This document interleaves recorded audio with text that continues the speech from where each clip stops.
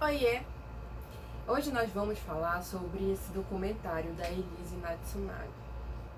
Eu demorei para trazer para cá porque eu fiquei com um pouquinho de raiva dela quando ela debocha daquele ratinho, quando a Gigi, que é a cobra dela, vai comer o ratinho, ela fica debochando dele. Eu tava muito afim de vir aqui fazer um vídeo defendendo ela, olhando pelos olhos de uma advogada, como defendê-la. Mas aí eu peguei uma raiva dela nesse grau, olha. Enfim, mas como eu preciso desse vídeo para servir de exemplos para outros vídeos, eu vou fazer hoje, tá?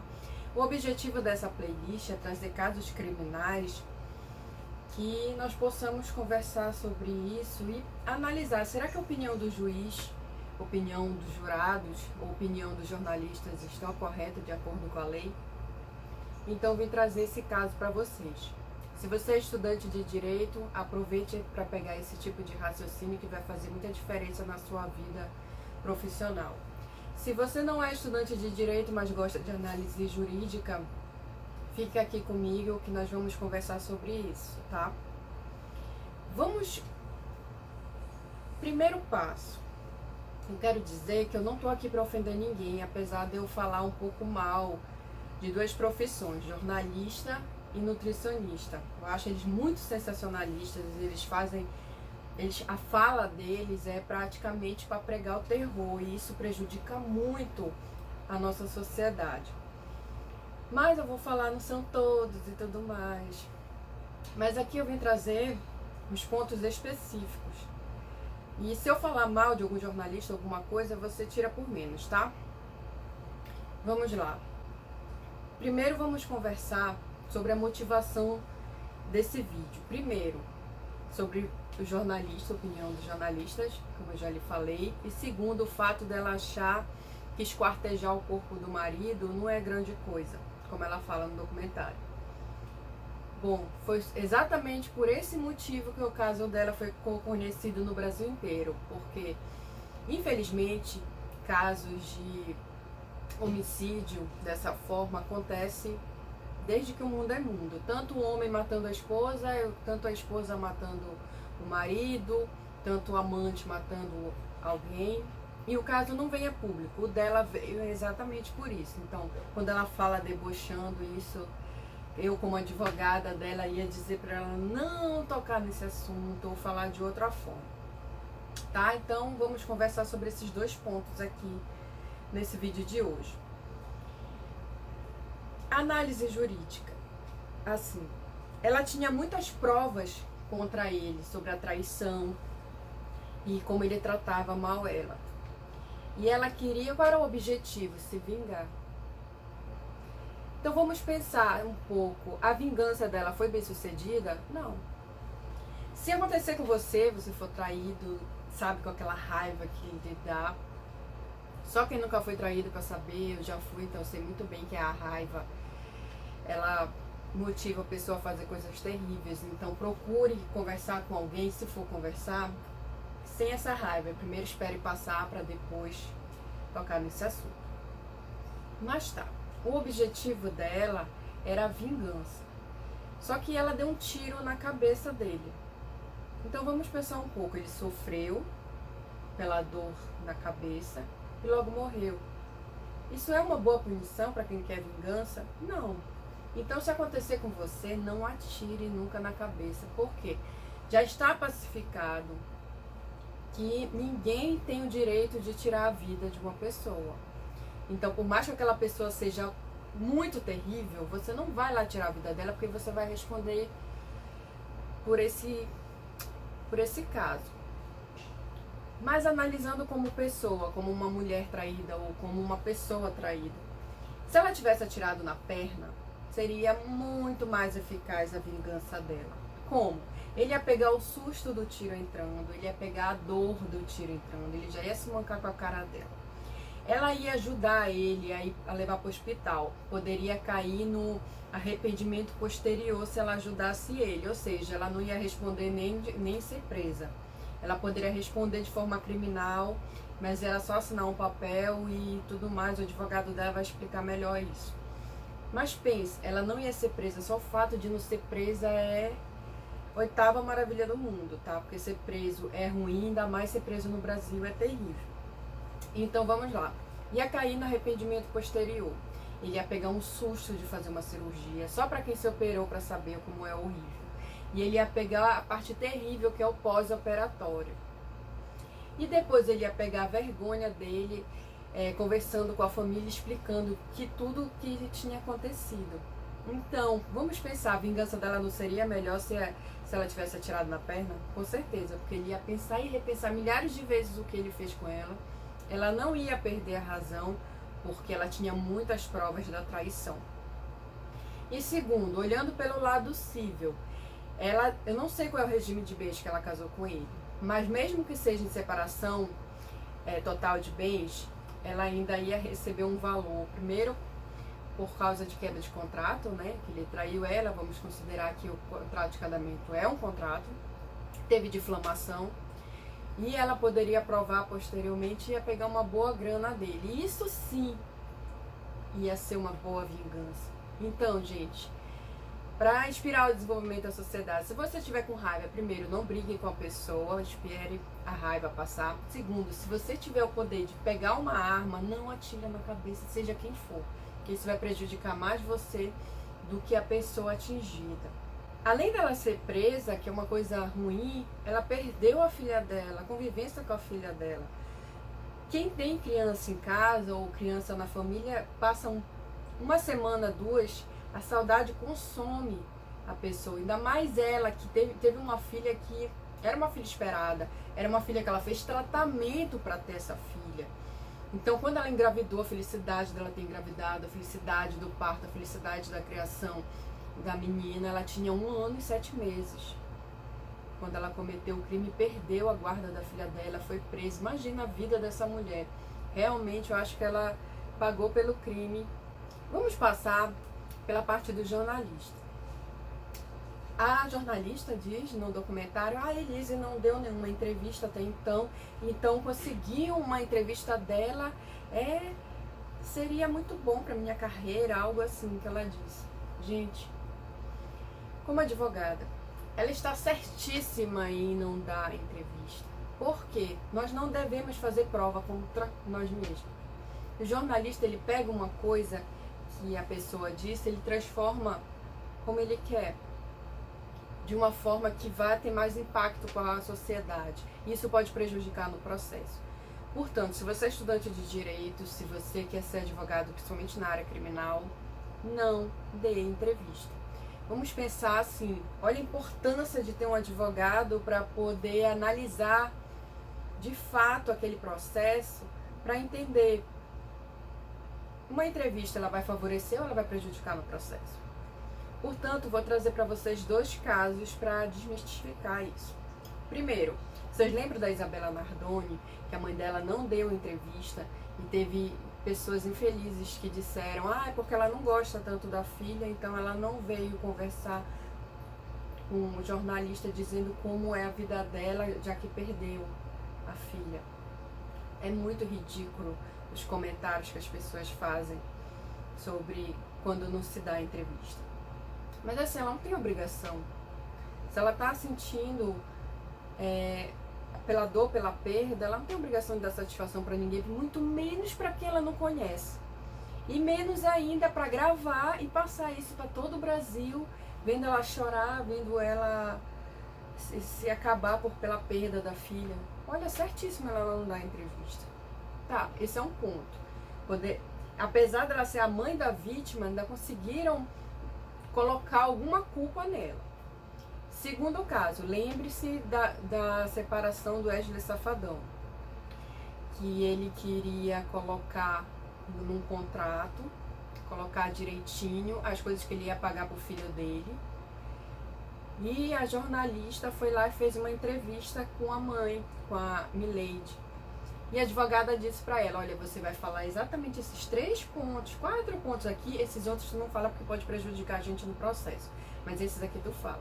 E foi exatamente aquela repercussão toda no Brasil que fez com que o Wesley pagasse uma pensão maior para o filho dele. Por quê? Ela estava pedindo um valor. No começo, se você prestar atenção, ela pede um valor. Ainda vou trazer esse caso aqui. Mas a Mileide pede um valor de pensão para o filho dela, mas o juiz decide a pensão e mais um patrimônio para o filho. Ele não pode decidir extra petita. Mas ele o fez. Por quê? Porque foi um acordo judicial. O Wesley ofereceu um valor a mais para ter aquele cala-te-boca. Assim, vamos colocar os pingos nos is, mas você não vai mais dar entrevista para jornalista porque vai prejudicar a minha carreira. E assim foi feito o acordo. Tanto que, quando eles assinaram os papéis, ela não trouxe mais nada ao caso à tona. Portanto, meus queridos, pensem assim, dar entrevista vai me favorecer ou vai me prejudicar no processo? Esse é um ponto primordial aqui no nosso vídeo, que eu quero trazer para vocês e inspirar esse raciocínio na sociedade. Vamos falar sobre a saída temporária, que eles falam no documentário como um absurdo, um absurdo, um absurdo. Assim, para quem é estudante de direito, para quem não é estudante de direito, tem que saber que o que manda no país são as leis. Exatamente para isso que criaram as leis, para organizar a vida em sociedade. Então, precisamos entender o todo da saída temporária para depois emitir opinião. Como? Saída temporária, ela não é para qualquer preso. Ela é preso que está em regime fechado lá, não. Ele é por um preso que já está em semiaberto. Então, ele já passou pelo fechado, já pagou boa parte da pena dele e ele está indo para o semiaberto. Qual é o objetivo de prender uma pessoa? É que ela fique lá no presídio, pense e repense sobre o crime que ela cometeu, seja ressocializada, saia de lá uma pessoa melhor e que seja inserida na sociedade. Essas saídas temporárias é para servir essa parte, ser inserida na sociedade. Então, tudo bem ter saída temporária, certo? Se não, íamos voltar. Tem um princípio que eu gosto muito, que é a proibição do retrocesso. Mas antigamente, tinha essa ideia da pena de morte e que o Brasil ele não aderiu. Então matava a pessoa achando que a morte de alguém, quando fosse conhecida pela sociedade, fosse reeducar a sociedade a não fazer aquele crime. O que não aconteceu, porque eles mataram milhares de pessoas e até hoje existem crimes sendo cometidos na nossa sociedade. Portanto, os doutrinadores entenderam que para reeducar a sociedade tinha que ter uma outra pegada, uma outra visão. E o legislador entendeu dessa forma e por isso nós temos a saída temporária. Mas entenda, não é fácil o preso essa saída temporária. Vamos simplificar essa ideia. Assim, pense você cometendo um crime, a família toda descobrindo que você cometeu aquele crime e a família toda te tratando mal. Assim, tu anda na rua, as pessoas que te conhecem atravessam a rua, não conversam contigo porque elas têm medo de ter assim, uma má índole, prejudicar elas de alguma forma. Imagina o quanto é horrível. E tem muita gente que tem direito à saída temporária e não sai porque não tem para onde ir, não tem aquela família que vai receber. Porque é difícil. Tem um filme que é O Retorno de Ben, que eu já coloquei aqui no canal, que é sobre um ex-viciado que ele vai para uma clínica de reabilitação e ele volta para casa, ele já não é bem recebido e ele não cometeu um crime. Ele é tão apenas uma pessoa que usou drogas e prejudicou a família de várias formas, sim, mas ele não matou ninguém e já é difícil para ele voltar para casa. Imagina alguém que foi acusado de um crime e está preso voltando para casa. É muito triste, é muito ruim. Então não pense que saída temporária é algo, é um prêmio no Brasil, como esse jornalista fala. Quando vocês escutarem algum jornalista ou alguém que não tem um conhecimento jurídico falando dessa forma, não aceite, porque eles moldam uma opinião na sociedade, uma opinião que é ruim para a própria sociedade. E aqui no canal é um ponto que eu sempre vou tocar nos meus vídeos, essa inspiração para o desenvolvimento da sociedade e não para o retrocesso. Portanto, jornalista, se você for jornalista, evite ter esse tipo de comentário, porque eu vejo muito na televisão. Eu já pensei em fazer uma playlist aqui, me digam se vocês querem, sobre opinião de jornalista. O quanto é sensacionalista, no sentido de pregar o caos mesmo. Então eles não estudam. Eu, pelo menos, se eu tivesse um trabalho como jornalista ou qualquer outro trabalho, uma pessoa que tem responsabilidade é estudar de um tudo daquela matéria para poder falar com conhecimento. E eu vejo muitas das vezes até a política, até as pessoas falando sobre o regime militar, que foi uma coisa que eu estudei no colégio faz muito tempo atrás, e eu lembro bastante. Eu vejo jornalista falando no dia de hoje coisas que não condiz com o que a história afirma. Então quer dizer que sabe de política e não sabe, e isso é muito ruim. Eu vou fazer essa playlist para vocês, para a gente conversar exatamente sobre esses pontos de sensacionalismo de jornalista. Mas tá, voltando para o caso da Elise, pense assim, como é terrível, todo mundo que estuda direito, ou pelo menos tem uma noção de como funciona o presídio, sabe que é ruim. Mas é ruim pro pobre que não teve noção do que é ter muito dinheiro e ficar lá preso, já é ruim. Agora imagine para Elise, que foi uma pessoa que era pobre, que lá em Chopezinho ela não tinha grandes recursos financeiros. Ela foi para São Paulo, ela começou com a prostituição e tudo mais, começou a ganhar dinheiro, conseguiu casar com um cara cheio da grana, viajou o mundo, morava num duplex, eu acho que era até triplex que ela morava, ter todo aquele luxuoso e ver aquilo caindo, o quanto foi de sofrimento. Então vamos pensar no sofrimento dela comparado ao sofrimento dele. O sofrimento dela, ficou sem a filha, porque a filha ela fez tratamento para ter a filha. Passou vergonha na família, ficou conhecida no Brasil inteiro por um crime bárbaro. Então ela foi presa, ela explica lá que ela morou com pessoas, com 8 pessoas, com cela de 8 pessoas, com cela de 6, com cela de 18. Deve ser horrível conviver com pessoas que ela nem conhece, longe da família. Então ela perdeu tudo, ela tinha dinheiro, bem ou mal na prostituição, pelo menos é o que explica no documentário, ela tinha um certo luxo em São Paulo, então ela perdeu da prostituição, ela perdeu o dinheiro do marido. Então imagina o quanto é terrível. E foi, apesar do promotor dizer que ela premeditou aquele crime, olha, eu enxergo completamente diferente. Para mim foi uma coisa de momento, uma raiva, que ela descobriu que ela foi traída e tudo mais, e quis discutir com ele e acabou fazendo aquilo sem pensar. Eu realmente acredito nisso, porque eu acho que ela penou muito mais do que ele.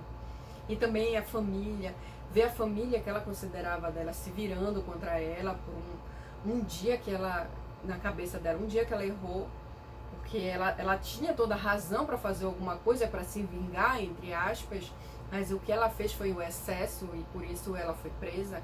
Então ela pensa muito nessa parte no seriado, no documentário, que ela fala, eu dar um tiro na cabeça tudo bem, porque ela pratica caça, que ela até conseguiu pegar um veado lá na mata, não sei quantos metros de distância, deu um tiro, conseguiu, ela comeu o animal e tudo mais. Então, quanto ela tinha orgulho dessa caça, quanto ela fez, e no momento de raiva ela pegou a arma e atirou no marido. Infelizmente foi na cabeça, porque se fosse, como nós já conversamos, na perna, em qualquer outra parte do corpo, ela ainda teria se safado dessa vingança, né? Vamos falar agora da jornalista que diz isso aqui, um ponto fora da curva. Meus queridos, a prisão, ela foi feita exatamente para crimes contra a vida, homicídio, latrocínio e tudo mais. Aí ela diz que o certo é as pessoas serem presas pelo tráfico de drogas, e a Elise é um ponto fora da curva, ela não deveria estar presa ali, olha que absurdo. Gente, o errado nisso, cabe até TCC nessa ideia, tá? O errado é a gente prender muitas pessoas pelo crime contra a saúde pública, que é o crime das drogas, né, venda de drogas no Brasil, e tem uma exorbitância de pessoas lá dentro e não tá resolvendo o problema.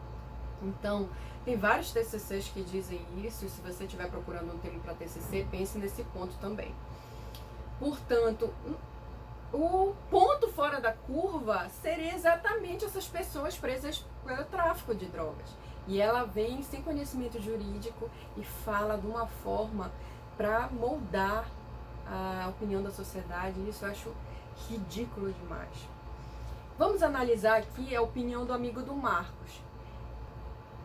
Meus queridos, é um absurdo ele falar, ela vai perturbar por causa da filha, ela tem direito, a filha é dela, foi ela que pariu. Ela perdeu o poder familiar temporariamente, porque ela está presa. Mas depois que ela pagar pelo crime que ela cometeu e ela for ressocializada na sociedade, ela vai poder, ela tem o direito de conviver com a filha. E infelizmente, muito homem, muitas pessoas, melhor dizendo, pensam dessa forma, ela vem perturbar por causa da filha. A filha tá bem e a mãe vem incomodar a família. Gente, se vocês pensam dessa forma, é muito triste, não pensem assim. Ela tem o direito de ver a filha como qualquer mãe tem o direito de ver a filha. A ideia de prender uma pessoa é ela pagar pelo crime que ela cometeu perante o Estado e depois ela ser ressocializada. Quando ela sair de lá, ela vai sair ficha limpa. E tá tudo bem. Por quê? Ela já pagou pelo crime que ela cometeu, como nós conversamos aqui. Para mim, comparado à dor, comparado à vingança que ela fez contra o Marcos pagou pouco. Mas não podemos falar dessa forma porque já foi pacificado aqui no direito penal que ninguém tem direito de tirar a vida de uma pessoa. Mas pensem, realmente, será que ele sofreu o suficiente, tanto quanto ela sofreu? Tá, ela tá pagando e tudo mais, mas pense na conduta e se ela não tivesse matado ele, se fosse o tiro na perna, vocês ainda assim não iam repensar que ela tinha muitos motivos? Pensem, se você é estudante de direito, analise bastante a injusta agressão da vítima. Por quê? É aquela ideia assim, tá, o réu, o acusado matou alguém, mas o que esse alguém, o que essa vítima fez para merecer isso? O quanto essa vítima provocou de raiva nesse alguém, para esse alguém ir lá matá-la? É esse que é o pensamento. Assim vocês vão conseguir mensurar o nível de raiva que ela estava para poder cometer um crime. Porque é fácil, assim, eu não tô sem nenhuma raiva, eu vou pegar uma arma e vou atirar em alguém. Tem que ter muito sangue frio para atirar em alguém. Não é isso. Você tem que entender o contexto como um todo para poder emitir uma opinião. Porque ela foi acusada do homicídio triplamente qualificado. Então vamos analisar o que é um crime passional, que é ela não premeditou nada, ela foi lá numa coisa de momento, que é o que eu realmente acredito sobre esse processo.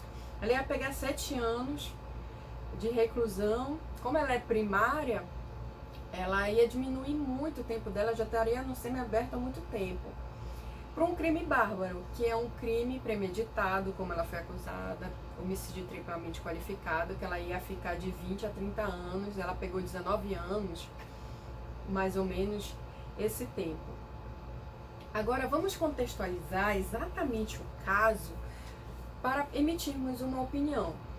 Mas antes de qualquer coisa, eu vou falar de novo, não existe a possibilidade de alguém tirar a vida de outra pessoa. Então já está pacificado, apesar de eu estar defendendo ela e estar falando sobre o sofrimento que o Marcos teve ou não estou justificando que ela deveria matá-lo, tá? Só para ficar bem claro. Então vamos pensar nessa situação. Injusta agressão da vítima. Analisando o caso, tá? A Elise, ela tem 1,65 de altura. Ela tinha 31 anos na época do caso. E ele tinha de 1,73 a 1,80. Eu procurei em várias fontes e ninguém afirma a altura dele corretamente. Então vamos trabalhar com 1,70, 1,80. 42 anos. Tá. O que eu não gosto aqui no Brasil, abrindo parênteses, o que eu não gosto aqui no Brasil é falar muito de feminicídio no sentido de só o homem mata a mulher é pobre coitadinha, não estava fazendo nada, o homem foi lá e matou. Existe casos assim, e eu não estou dizendo que não existe. Mas existem outros casos, que é o que eu quero trazer para cá pro canal, que é a mulher matando o homem. E nesse caso, é muito emblemático, porque ela tinha 1,65, ela conseguiu esquartejar um homem de 1,80. Então vamos analisar assim, qual foi o nível da raiva que ela estava. Por quê? Para quem cozinha, já cortou um frango? Para quem não cozinha, dever de casa. Tu vai lá no supermercado, compra um frango inteiro, leva para tua casa. E tu vai cozinhar esse frango como? Tu vai esperar ele descongelar e vai cortar com uma faca os cantos das articulações. Isso aqui tudo sai. Tudo que dobra tem articulação e é cortável, tá? Então você vai cortar um frango. Cortando esse frango, você vai perceber que é muito difícil e é muito cansativo abrir o frango inteiro. E o frango, ele tem mais ou menos assim uns 30 centímetros. Agora pense o nível de raiva, de ódio que ela tava dele, ao ponto de esquartejar um homem de 1,80. Era muita raiva.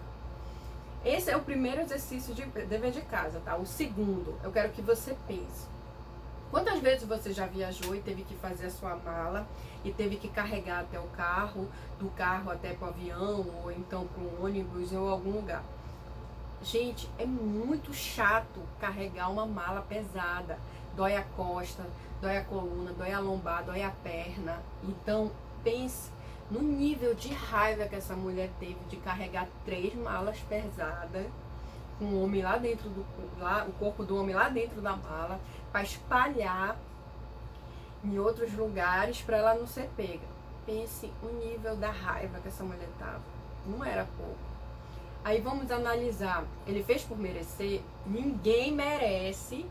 Ninguém deve tirar a vida do outro, mas vamos analisar um pouco a fundo o nível de raiva que ele provocou nessa mulher para ela conseguir fazer tudo isso. É muito grande. Então nós temos que ter isso vivo na cabeça para poder julgar, tá? O crime aconteceu dia 19 de maio de 2012 e agora, em 2021, que eu tô gravando esse vídeo, ela já tá na ideia do semi-aberto, tá? Desde o ano passado, 2020, tá? Mas vamos analisar o caso para conseguir mensurar esse nível de raiva. Ela estava namorando com um cara que ela esperou ele era casado com outra, ela namorou 3 anos com ele, sempre aturando aquela ideia de já vou terminar com a minha esposa e eu vou ficar só contigo. Tá, aturou 3 anos. Namorou com um cara, casou na igreja, tudo do bom e do melhor. Sempre que ela conseguiu, qualquer mulher, apesar dela dizer que não, por mais feminista que ela seja, ela quer um príncipe encantado que vai levar ela para conhecer o mundo. Então foi o que ele fez. Ela já se apaixonou. O erro da prostituta foi ter se apaixonado. Mas tá, ela se apaixonou por ele ao ponto de não aceitar que ele possa ser feliz com outra mulher. Então ela já se sentiu um pouco dona dele, tá? Aí ela tinha um relacionamento estável, casada, ela começou a fazer tratamento para engravidar. Demorou para ela engravidar. Quando ela finalmente conseguiu, ela descobriu que ele estava tendo um caso com outra. Brigaram, depois ela decidiu perdoar porque ela não ia acabar com o conto de fadas dela assim de uma hora para outra, então ela decidiu perdoar.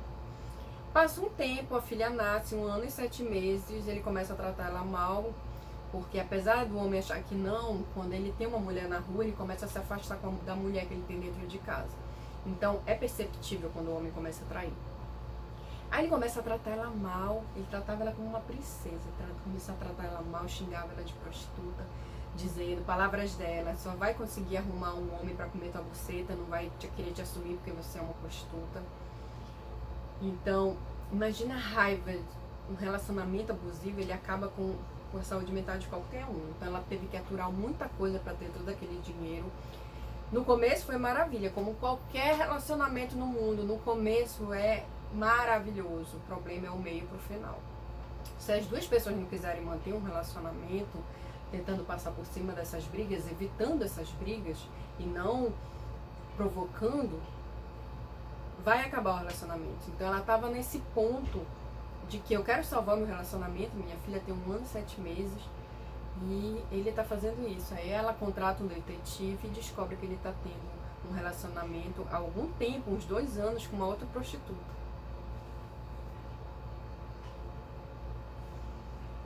Aí ela vai questionar ele, pega um tapa na cara, começam a discutir feio e no momento de raiva ela vai lá, pega a arma e dá um tiro na cabeça dele.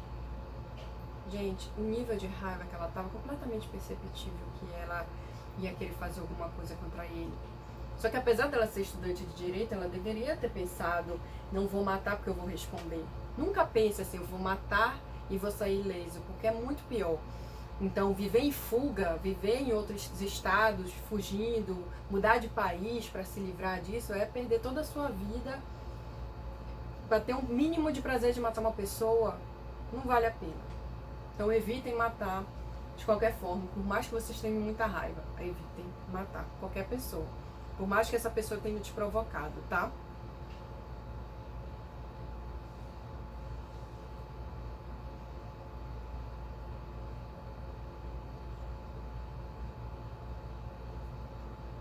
Então, esse ponto, vamos analisá-lo. Além dele estar traindo ela, só da traição já dá uma raiva incomensurável, assim. Tá, tem um segundo ponto que pra mim é o mais grave. Ele estava dizendo que ela era louca e estava pesquisando uma clínica de psiquiátrica para mandar ela. Porque ele acha assim, eu tenho muito dinheiro, eu faço o que eu quero, eu não vou conseguir me livrar dela porque ela é mãe da minha filha. Então ela vai levar a filha, se eu me divorciar dela, ela vai levar a minha filha para outro estado e eu não vou conviver com a minha filha. Então o que eu faço? Vou inventar que ela tem uma doença psiquiátrica, vou internar ela para poder ficar com a guarda total da minha filha. Gente, isso é muito terrível. É muito terrível. Um homem que pensa dessa forma, olha, me deu um ranço na hora quando eu vi essa ideia. E ele pesquisou. Ele já tinha conseguido uma vaga de uma clínica psiquiátrica, já tinha falado com o pastor dela, já estava tentando comprovar, manipular as pessoas ao redor dela para afirmar que ela tinha esse problema. E que de fato ele estava traindo ela. Gente, só de ouvir isso me dá um ódio. Ainda mais, ela afirma no documentário que ela sabia que ela estagiou numa clínica psiquiátrica e ela sabe como funciona lá. E uma clínica de reabilitação para drogados já é uma coisa terrível alguém jogar na nossa cara.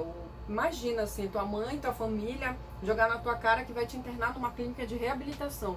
A clínica de reabilitação é mínima comparada a uma clínica psiquiátrica ou um presídio.